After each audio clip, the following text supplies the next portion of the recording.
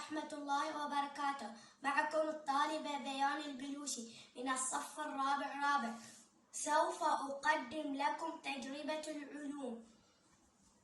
الأدوات: خل أبيض، كأس زجاج بكربونات الصوديوم. سوف أضع في كأس الزجاج خل أبيض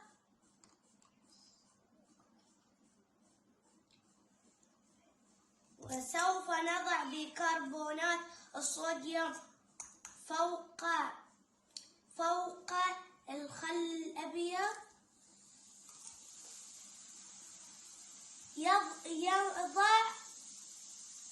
ينضج نتيجة التجربة، يتصاعد غاز ثاني أكسيد الكربون.